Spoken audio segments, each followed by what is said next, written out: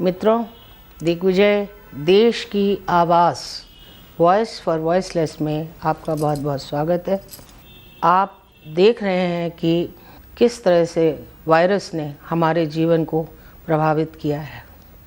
पहले कोविड ने, फिर डेल्टा ने और अब ओमिक्रॉन ने। ये जो वायरस ऑफ कंसर्न है, ये बहुत ही इस वक्त सबके जहन में है।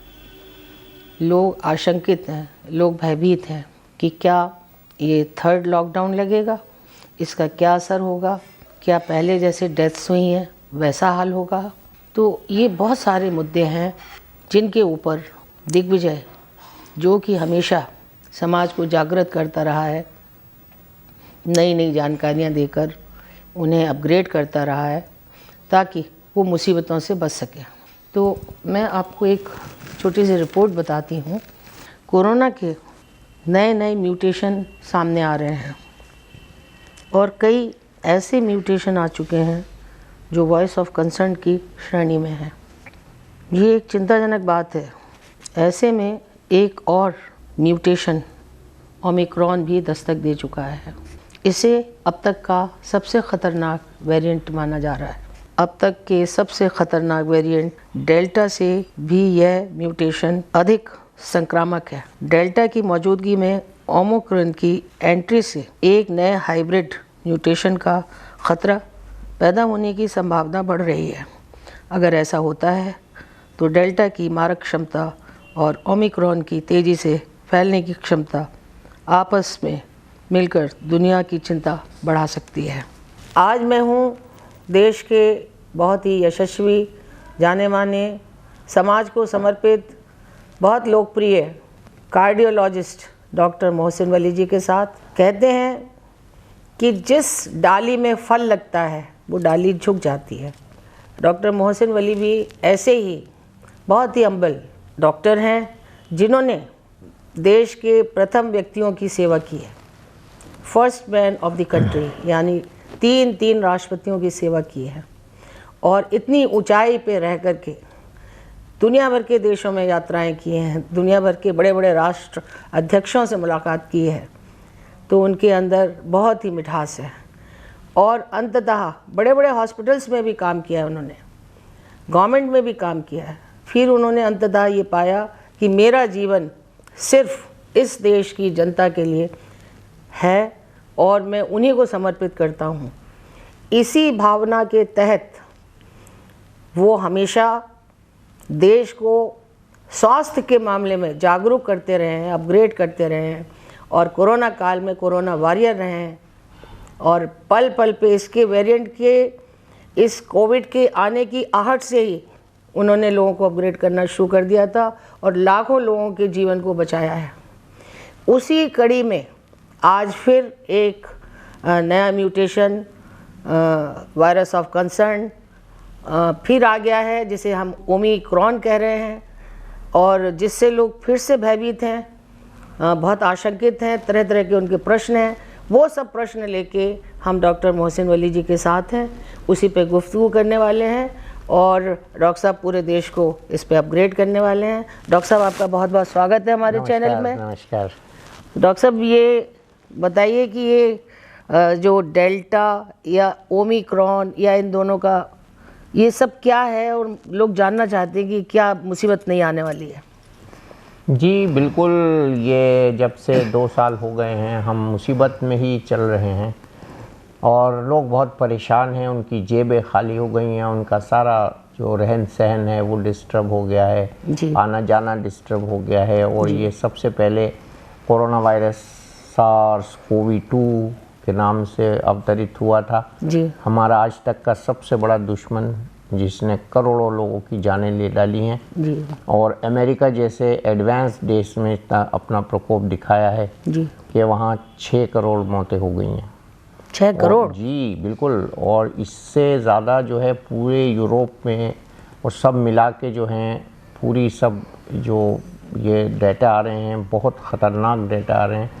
और अब जो ये इसका जो बिगड़ा हुआ स्वरूप है, जो म्यूटेटेड वायरस है और ये 5वां डेंजरस म्यूटेशन है इसका, जो ओमिक्रॉन जिसको नाम दिया गया है, ये बहुत ख़तरनाक है जी।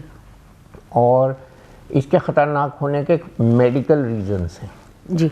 और मेडिकल रीज़न्स ये हैं कि इसमें म्यूटेशन जो हुए हैं वो अप्रत्याशित हुए हैं, अनएक्सपेक्टेड हुए हैं और ज़रूरत से ज़्यादा हुए हैं। जब हम इसके म्यूटेशन की बात करते हैं तो शुरू में WHO का जो पहला स्टेटमेंट आया था, उन्होंने कहा था लेस देन 100 म्यूटेशन। तो मैं तभी समझ गया था कि अभी एग्जैक्ट पता नहीं है। और उसके बाद कम से कम इतना तो पाया गया कि हमने ये पता लगाया कि लगभग 52 या 50 म्यूटेशन इसमें हैं, जो जिसमें से 30 म्यूटेशन इसका जो हेड है, स्पाइक प्रोटीन में है और वो तीनों ख़तरनाक हैं जी। और 32 म्यूटेशन में से 3 तरह के म्यूटेशन हैं। वो तीनों जो मैं कह रहा हूँ 3 प्रकार के म्यूटेशन हुए हैं। एक तो ये है कि स्पाइक प्रोटीन का जो डीएनए सीक्वेंसिंग है उसमें म्यूटेशन हुआ है और करीब 30 की तादाद में हुआ है। इसके अलावा एक इसका होता है सेल को पकड़ने का जो जगह होती है जिसको एन टर्मिनल डोमेन कहते हैं, उसमें हुआ है। एक हमने बहुत पहले अभी बात की थी कि इसमें फ्यूरिन क्लीवेज का जो म्यूटेशन है वो लैब में ही बनाया जा सकता है, वहाँ भी इसमें ज़रूरत से ज़्यादा 3 जगह म्यूटेशन हो गया है। तो ये सब मिला के इसने बहुत डराया था। आते ही मॉडर्ना और फाइज़र की कंपनियां सतर्क हो गई थी कि इनका स्पाइक प्रोटीन जो है उसकी बेस्ड है वैक्सीन्स, तो कोई ख़तरा तो नहीं हो जाएगा वैक्सीन की एफिकेसी में और वैक्सीन काम करना बंद तो नहीं कर देगी। लेकिन वो अभी नए वैक्सीन बनाने की तरफ लग गए हैं जी। और इंडिया में हमने जो देखा है वो ये देखा है कि जिन लोगों को टीका बिल्कुल नहीं लगा है उनमें इन्फेक्शन हुआ है, या जिनको एक टीका लगा है उनमें ज़्यादा हुआ है, और जिनको दोनों टीके लग गए हैं उनमें इसका प्रकोप कम हुआ है। तो ये कहना अभी हमारे लिए बहुत मुश्किल है कि वैक्सीन इस पे कारगर नहीं है। लेकिन अभी हाल ही में कल एक CII की मीटिंग में हमारे डॉक्टर पॉल ने, जो नीति आयोग के हमारे संरक्षक भी हैं कोविड टास्क फोर्स के, उन्होंने भी अपनी चिंता जाहिर की है कि हो सकता है आने वाले दिनों में ऐसा कुछ हो जाए कि वैक्सीन इस पर काम ना करें। तो हमें इस सब मैसेज से एक बड़ा लेसन मिलता है। वो लेसन ये है कि हमें निर्भय नहीं रहना है, अभय रहना है। अभय रहने का मतलब ये है कि हमको इसके तमाम सावधानियों को बरतते हुए सावधान रहना है, सजग रहना है। जैसे बार बार प्रधानमंत्री जी ने अपने करीब हर भाषण में कहा है कि हमको सजग और सावधान रहना है, सावधानी हटती है तो दुर्घटना होती है। और हमें सचेत किया है बार बार उन्होंने, जान है तो जहान है कह के भी सचेत किया है। और ये सब चीज़ें जो हैं इस समय की ज़रूरत हैं। और जो बड़ी तब्दीली आई वो ये आई जी कि पिछले दिनों में नवंबर से पहले कुछ लोग बहुत खुश हो गए थे कि अब डेल्टा वेरिएंट का प्रकोप कम हो गया है जी। अस्पताल में मौतें कम हो गई हैं, केसेस आने कम हो गए हैं। और ये वही गलती है जो हमने पहली वेव के बाद की थी और दूसरी वेव आ गई थी। और इसमें ये जो बड़ी गलती हो रही है अब ये हो रही है कि जब लोगों ने प्लान की थी अपनी वेडिंग्स, जब लोगों ने प्लान की थी अपने फंक्शंस बहुत सारी तादाद में, तो उन्हें पता नहीं था कि ओमिक्रॉन आ जाएगा।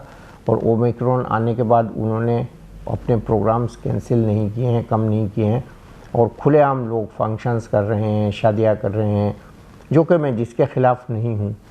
और वो ऐसे भीड़ इकट्ठा करने वाले काम कर रहे हैं जो उन्हें नहीं करने चाहिए, और उससे अपना भी और दूसरे का भी नुकसान हो रहा है। अभी हमने देखा हाल ही में 2 मशहूर फिल्म अभिनेत्रियों को हुआ और उनकी पार्टीज़ के ज़रिए हुआ। तो ऐसी चीज़ नहीं करनी चाहिए। मुझे पहली बार लगा कि BMC ने भी इस पर नाराज़गी जताई है। और मैं आपको बताऊं कि ये अभी हाल फिलहाल में जो है 6,984 केस एक दिन में रिपोर्ट हुए हैं, 12 मौतें रिपोर्ट हुई हैं। ये सर इंडिया में है कि ब्रिटेन में? ये यहाँ का बता रहा हूँ। अच्छा, ओके। इंडिया में, ब्रिटेन में तो बहुत ज़्यादा हालात ख़राब हैं जी। ब्रिटेन की जब हम बात करते हैं तो वहाँ तो 3rd डोज भी लगा रहे हैं वो, और बहुत ज़्यादा वहाँ के जो प्राइम मिनिस्टर हैं उनको पार्लियामेंट में भी सुबकी उठानी पड़ी, और बहुत ज़्यादा वो शर्मिंदगी हुई है वहाँ। तो चूँकि अब 3rd डोज, बूस्टर डोज वहाँ कंपलसरी सा हो गया है कि सबको लगना है जी। और वहाँ पे जो उन्होंने ये भी कही है बड़ी बात हाल ही में कल ही, कि हो सकता है हमारी जो मेडिकल सुविधाएं वो चरमरा न जाएं। बहुत बड़ी बात उन्होंने कही है जी। और बहुत ज़्यादा इसी तरह से अमेरिका में भी बहुत ज़्यादा फैल रहा है। तो हमारे यहाँ जो ये कम फैला है इसमें हमारी हर्ड इम्यूनिटी को दखल है, नेचुरल इम्यूनिटी को दखल है। और जो बड़ी तादाद जो है करीब 58% लोगों में 2 डोज लग गई हैं जी। और करीब ये 3/4 को सिंगल डोज लग गई है जो एलिजिबल पॉपुलेशन है जी 75%। तो उससे हमको बहुत सहारा मिला है। दूसरे हम लोगों ने जो डेल्टा वेव में संक्रमण हुआ था लोगों को, उससे हम लोगों ने बहुत ज़्यादा इम्यूनिटी हासिल कर ली है जी। और उसकी दी हुई इम्यूनिटी हमारे काम आ रही है। नहीं तो हमारे यहाँ भी यूके और यूएसए जैसा ख़राब हाल हो जाता। अब ये धीरे धीरे फैल रहा है। जो हम ओमिक्रॉन की बात कर रहे हैं, ये वायरस धीरे धीरे पूरी दुनिया में फैल रहा है और करीब ये 56 देशों में फैल चुका है और जब तक हमारा प्रोग्राम तैयार होगा तब तक ये शायद 70 देशों में जा चुका होगा जी। और ये इसका जो संक्रमण है इसमें हमें संख्या पर नहीं डिपेंड करना है। हमको ये देखना है कि हम रात में सोते हैं तो कम जगह होता है और सुबह को उठते हैं तो ज़्यादा जगह होता है। इस हिसाब से ये तेज़ी से फैल रहा है। इसके बारे में WHO ने भी बहुत अच्छे से चेता दिया है, आगाह कर दिया है एडवांस में कि ये इसको कम बड़ा दुश्मन मत समझिए और ये बहुत ज़्यादा तेज़ी से, क्योंकि इसके अंदर ट्रांसमिसिबिलिटी बहुत ज़्यादा है जी। फैलने की जो इसकी वो है स्पीड है वो बहुत ज़्यादा है जी। और लकीली इसमें ऐसा कुछ विद इन द वायरस एक सिस्टम है जिसको हम एपिस्टेसिस कहते हैं, जो स्टैटिक हो जाता है। आपस में इसके म्यूटेशन जिनका मैंने जिक्र किया है वो म्यूटेशन आपस में लड़ भिड़ के वो थोड़ा कमज़ोर हो जाते हैं, एक दूसरे को एंटागोनाइज करते हैं और इसकी रिसर्च इसराइल के एक बहुत बड़े डॉक्टर ने की है। उसकी वजह से हमको ये एक्सप्लेन करने में आसानी हो रही है कि अगर एक फ़्लाइट में इतने सारे लोग आए तो उसमें केवल 9 ही को संक्रमण पाया गया। तो ये इसकी एक अच्छी बात है, लेकिन इस अच्छी बात का फ़ायदा हम तब उठाएं जब हम मास्क लगाते रहें और जब हम कोविड एप्रोप्रिएट बिहेवियर करते रहें। डॉक्टर साहब, आपने कहा कि लोग अपना मैरिज वगैरह का प्रोग्राम कैंसिल नहीं कर रहे हैं, तो क्या शादियों की भीड़ और जो ये ठंड है ये दोनों मिलकर के इसको संक्रमण को बढ़ा सकते हैं? संक्रमण तो बढ़ रहा है, ऑलरेडी बढ़ रहा है जी। देखिए, यही तो मैं बात कह रहा हूँ कि धीरे धीरे ये इतनी कम स्पीड से धीरे धीरे डेली रेगुलर बढ़ रहा है कि अगर ये जो धीरे धीरे बढ़ेगा ना तो फिर इसका कंट्रोल बहुत मुश्किल हो जाएगा, ये बढ़ता जाएगा जी। तो इसलिए इससे हमको अपने को अलग रखना है और उसमें बैरियर एक ही है, मास्क एक बैरियर है और यूनिवर्सल बैरियर है। आपको याद होगा मैंने मास्क के बारे में कहा था, M फॉर मेरा, A फॉर अपना, S फॉर सुरक्षा, K फॉर कवच, मेरा अपना सुरक्षा कवच, ये है मास्क। तो कौन नहीं सुरक्षा कवच पहनना चाहेगा जी। जब वो कोरोना से लड़ाई के मैदान में उतरेगा। तो मेरा अपना सुरक्षा कवच मास्क का उपयोग बहुत ज़रूरी है और हर हालत में ज़रूरी है। दूसरा, जब हम खाना खाने बैठ रहे हैं, रेस्टोरेंट्स में जा रहे हैं, 4-4, 6-6 लोग एक टेबल पे बैठ रहे हैं, तो वो जगह बहुत हवादार होनी चाहिए। वहाँ हमको मिनिमम टाइम के लिए मास्क को उतारना चाहिए और जितना हो सके दूर बैठ के अपना मनोरंजन करना चाहिए। डिस्टेंसिंग देखिए खाने की टेबल पे तो हो ही नहीं सकती, उसमें ये हो सकता है कि एक टेबल पे 2 या 4 लोग बैठ जाएं, दूर दूर बैठें और वेंटिलेटेड जगह हो। बेहतर तो यह है कि जाए ही नहीं, अभी थोड़ा सा और रेस्ट्रेन कर लें जी। मैं तो इस प्रोग्राम में लोगों को नववर्ष की और क्रिसमस की मुबारकबाद देने से शुरू करना चाह रहा था, लेकिन मैं खुद बहुत आहत हूँ जो हाल में देख रहा हूँ उससे, और इसमें अब बड़े बड़े लोगों को होने लगा है। जैसे शुरू में आपको याद हो जब कोरोना फैला था तो सब सेलिब्रिटीज़ को हो रहा था, प्लेयर्स को हो रहा था, हेड्स ऑफ द स्टेट्स को हो रहा था, ब्रिटिश हेल्थ मिनिस्टर को हो गया था। अभी इसी तरह साउथ अफ्रीका के जो प्रेसिडेंट हैं उनको हो गया जी। हमारे यहाँ 2 बड़ी फिल्म स्टार्स को हो गया जी। और कई लोगों को हो गया। तो ये सब चीज़ें जो इसके लक्षण दिख रहे हैं मुझे, ये बावजूद इसके कि सब लोग कह रहे हैं कि लक्षण माइल्ड हैं, मुझे ये लगता है कि या तो ये सबको इम्यूनिटी दे के जाएगा, जो अच्छी बात है जी, और या ये डेल्टा वायरस को रिप्लेस कर देगा और ये हल्का वाला वायरस पेंडेमिक दोबारा बन जाएगा। तो ये 2 इसकी अच्छी बात है। ये मेरा मन कह रहा है, इसलिए मैं आपसे साझा कर रहा हूँ, आपके मीडिया के थ्रू लोगों से साझा कर रहा हूँ। लेकिन इसमें वही अभय और निर्भय वाली बात आ जाती है। निर्भय नहीं रहना है, अभय रहना है, मास्क लगाना है। डॉक्टर साहब, आपका कहने का तात्पर्य ये है कि जो सावधानियाँ कोविड में थी वही सावधानियाँ इसमें रखनी है?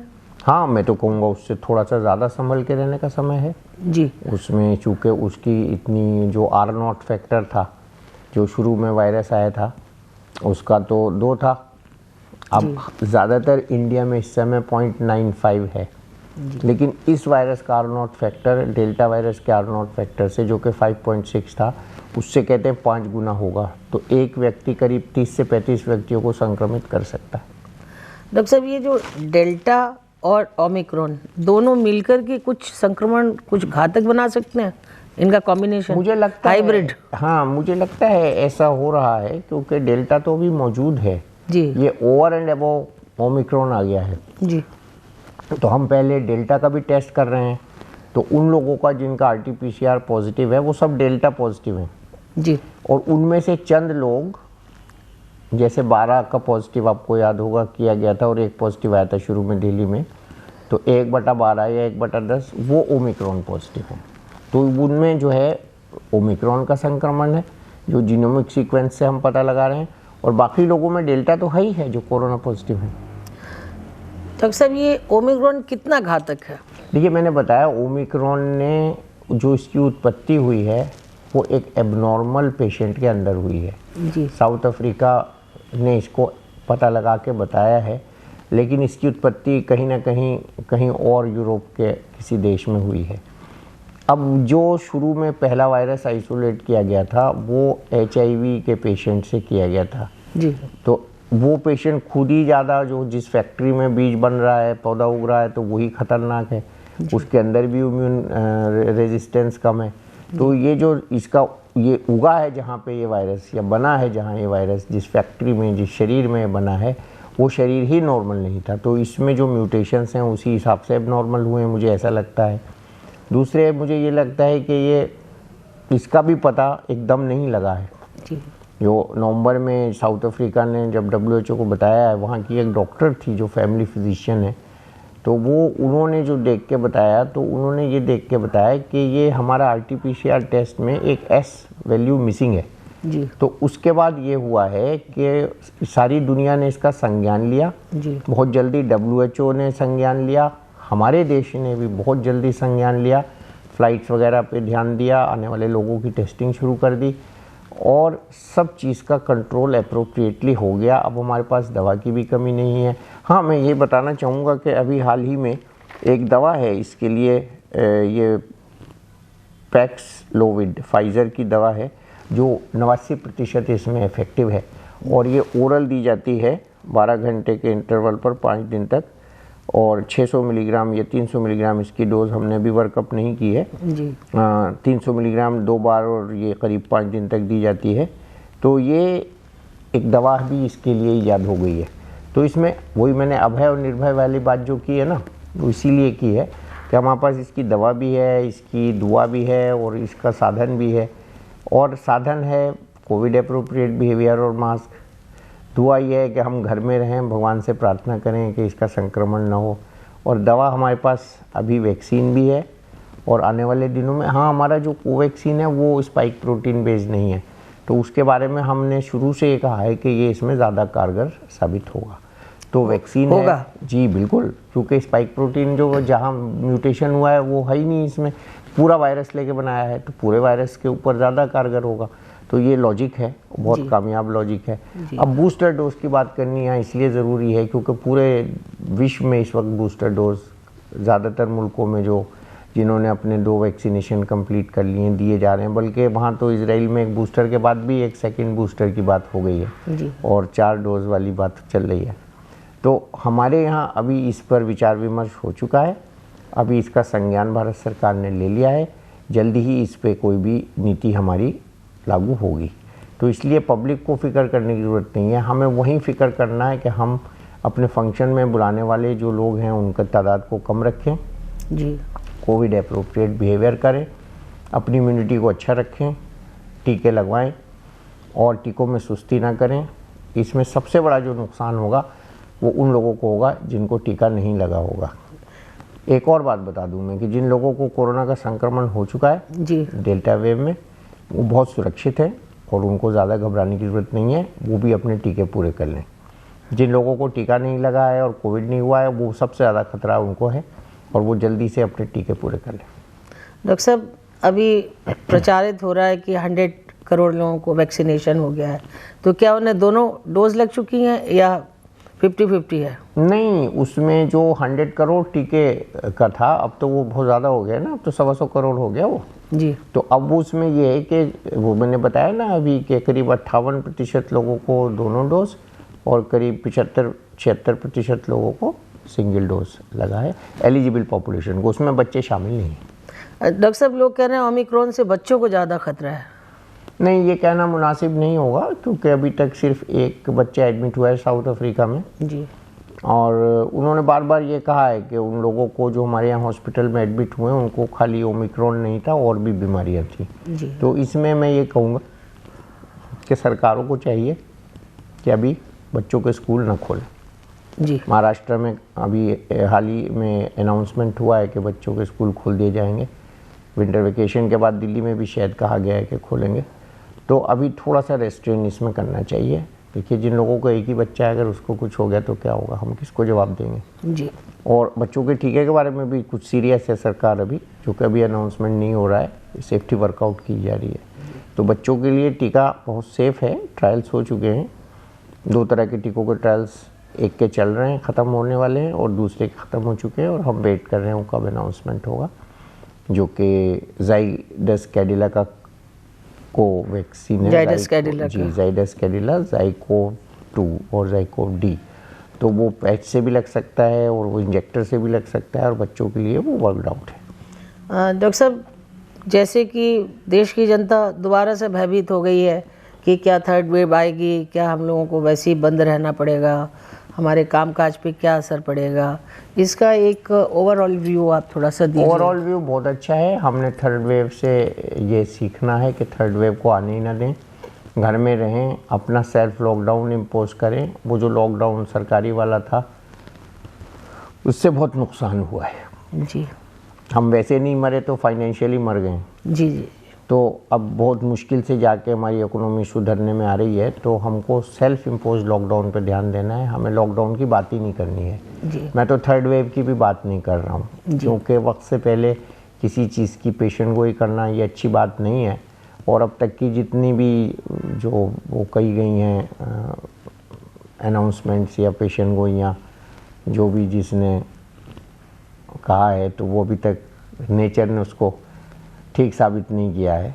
तो आने वाले दिनों में भी मैं यही आशा करता हूँ कि वायरस हमारे बीच में किसी वेव के फॉर्म में ना आए, और अगर आएगा भी तो सेकंड वेव के मुकाबले में ये इसकी थर्ड वेव कम होगी। लेकिन फिर वही बात कहता हूँ कि अगर हम सावधानी बरतेंगे तो क्यों थर्ड वेव आएगी। तो सावधानी बरतना हमारा फ़र्ज़ है, वो तो करें। डॉक्टर साहब, एक लास्ट क्वेश्चन कि गाँव जो है, गाँव में कम कोविड हुआ है, ऐसा है क्या? गांव में कम कोविड टेस्टिंग भी हुई है, गांव में कम कोविड गया भी है, गांव में इंटरनेशनल ट्रैवल भी कम हुआ है, गांव में जो है उनके यहाँ मूवमेंट भी कम हुआ है। लेकिन गांव में सेकंड वेव में काफ़ी कुछ दिखाया गया था कि गांवों में वो बेचारे टेस्ट ही नहीं कराने जा पाए। तो जब कम टेस्ट हुए तो कम केसेस रिकॉर्ड हुए। लेकिन गाँवों में हुआ है कोविड, ऐसी बात नहीं है, क्योंकि अब जो है या खुली हवा की का कुछ लाभ मिला उन्हें? खुली हवा का लाभ तो है, बिल्कुल है, इसमें वेंटिलेशन का लाभ है और घर में रहने का भी लाभ है, कम लोगों से मिलने का भी लाभ है। लेकिन गाँव में क्या है ना, उनकी इम्यूनिटी थोड़ी अच्छी है। और दूसरी बात यह है कि गाँव में जो केसेस हैं वो पता नहीं कितने रिपोर्ट हुए थे जी। तो इसके बारे में तो खैर ये बहुत बड़ा टॉपिक है खुद में। तो हमें इस समय पूरी सावधानी बरतनी है। अब देखिए, इलेक्शंस के बारे में भी लोग कह रहे हैं, क्रिसमस के बारे में भी लोग कह रहे हैं, न्यू ईयर के बारे में भी लोग कह रहे हैं। तो ये सब मिला जुला जो ये सब इसका कॉमन डिनोमिनेटर है क्राउड। तो मैं कहता हूँ ओमिक्रॉन से और डेल्टा से भी बड़ा वायरस अगर कोई है तो वो है वायरस क्राउड, भीड़ वाला वायरस और भीड़ का वायरस। तो उससे हमको बचना पड़ेगा। और कुछ बताना चाहेंगे डॉक्टर साहब? हाँ, मैं ये कहूँगा कि इसमें घबराने की ज़रूरत नहीं है। प्रशासन सजग है, सचेत है, टेस्टिंग बहुत अच्छे स्केल पे हो रही है। और अभी बहुत अच्छी बात ये बतानी रह गई थी कि ICMR ने एक किट बना ली है ओमिक्रॉन को डिटेक्ट करने की, जिसमें 3 दिन की प्रतीक्षा नहीं करनी पड़ेगी और 3 घंटे के अंदर अंदर रिजल्ट आ जाएगा। और सब लोगों को नव वर्ष की शुभकामनाएं और आप सब सुखी रहें, मैं ऐसी कामना करता हूँ। थैंक यू डॉक्टर साहब। मित्रों, ये हैं डॉक्टर मोहसिन वली, जिनके नाम मोहसिन में ही, डॉक्टर साहब बताइए क्या है? एहसान करने वाला, दूसरों पे अच्छा करने वाला, दूसरों के लिए कृपा करने वाला। तो नाम में ही, जिनके नाम ही सिद्ध है, आपकी परवाह करने वाले, आपकी चिंता करने वाले, आपको आगाह करने वाले, आपको समय समय पे याद दिलाने वाले कि आप सेल्फ लॉकडाउन करिए। सारी बातों की जड़ यही है कि बचाव ही सुरक्षा है। और सबसे जो अच्छी बात डॉक्टर साहब ने कही वो ये कही है कि हमारे देश के नायक, हमारे देश के प्रधानमंत्री, हमारे देश के मोटिवेटर, वो खुद ही एडवांस में ही आकर जनता को कहते हैं कि भाई आप अपनी सुरक्षा खुद करो, पहले आप बचाव करो। तो आशा है इस गुफ्तगू से आपके मन में जो तथ्य कथ्य और जो आपके मन में उलझन थी वो सब सॉल्व हो गई होगी और अपने आप का स्वास्थ्य का ध्यान रखेंगे। डॉक्टर साहब ने आपको नव वर्ष की, क्रिसमस की ढेर सारी शुभकामनाएं दी हैं। मैं भी अपना स्वर उनके इस आशीर्वाद में, इस शुभकामना में मिलाती हूँ। तो आज के लिए बस इतना ही। मिलते हैं फिर एक और नए विषय के साथ। तब तक के लिए कैमरामैन सुनील गौतम के साथ मधु श्रीवास्तव का नमस्कार। डॉक्टर साहब नमस्कार। नमस्कार, बहुत बहुत धन्यवाद। इस वीडियो को लाइक करें, हमारे चैनल को सब्सक्राइब कर बेल आइकन जरूर प्रेस करें न्यू नोटिफिकेशन सबसे पहले पाने के लिए।